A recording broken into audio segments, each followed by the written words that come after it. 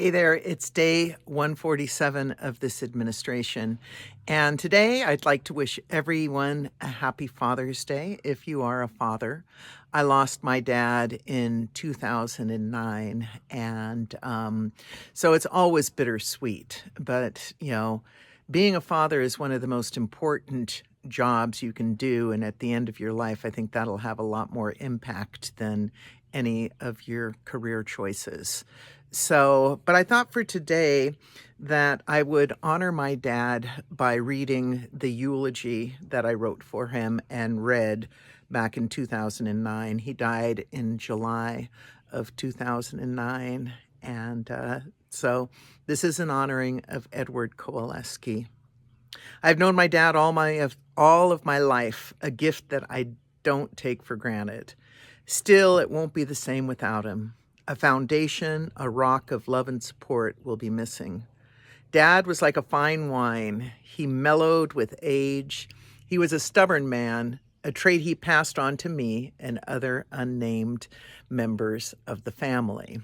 He wasn't always an easy man, and he liked to have things his way, but he was a loving husband and father. Growing up, Dad was fairly stern. If you wanted something, you always went to Mom as intermediary. You never approached Dad directly. He meted out the serious punishment, "You just wait till your father gets home." Of course, being a well-behaved child, I never reached that next level of punishment, but witnessed it from a distance. Dad was a solitary man. He enjoyed working on the house, puttering in the garage, gardening, duck hunting, clamming, fishing, mushroom hunting, and a good bottle of wine. A large amount of his time was spent on firewood, loading it, unloading it, splitting it, stacking it, carrying it, and burning it. He wouldn't have had it any other way. That was Bill's, my husband's, contribution. Wouldn't. For Dad, wood was almost an obsession. I think when he saw his huge wood stacks, it represented security to him and being prepared for the future. I remember a few weeks before he died talking about splitting wood and how he would know a piece of wood down to the grain. The way we kids spent time with Dad was through work, handing him nails as he built the fence, going to the dump, or catching caterpillars and tomato worms for a penny apiece. I remember going boonie bouncing in the old Red Dog down by the river, shoveling rich loam into the bed of the truck, which we would mix with the red clay in the backyard. We went to stables to get free manure, and Dad created a wonderful garden.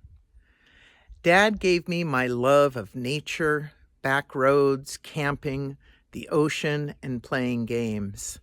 As a child, he would never let you win a game. You had to earn it. A valuable lesson in life, or perhaps not, as I still can't throw a game to a 5-year-old.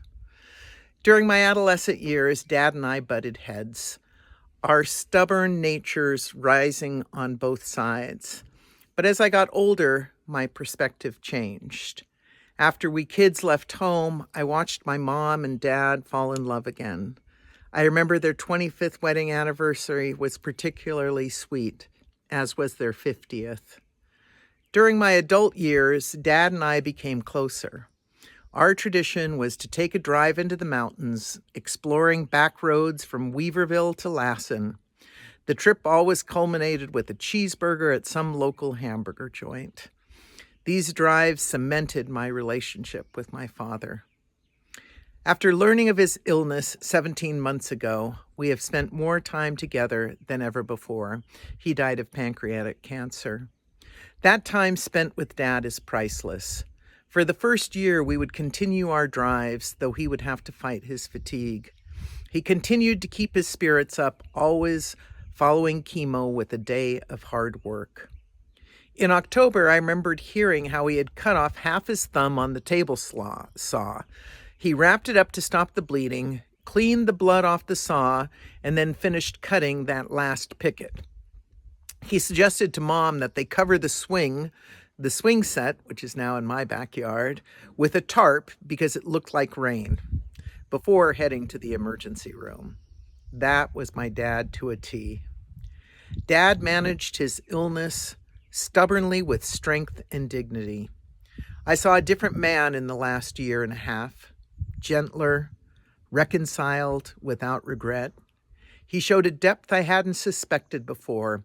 In particular, some of his experiences in dream states were detailed, wondrous, and pointed to a rich world beyond our own. The tenderness between Mom and Dad grew as she cared for him with such patience. He told her every night how much he loved her. He said goodbye lovingly to family and those who had helped him. He made amazing comebacks and surprised us till his last breath. So I say goodbye to you, Dad, though it doesn't feel like you are gone.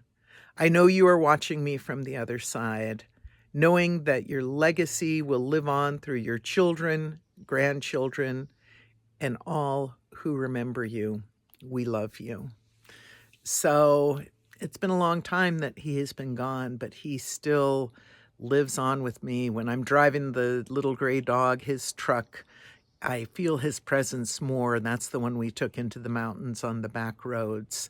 So on this Father's Day, I just really want to honor my dad. And for all of you, if you've lost your dad, it's still a great time to think and remember. My dad sacrificed a lot so that I would have the life that I do.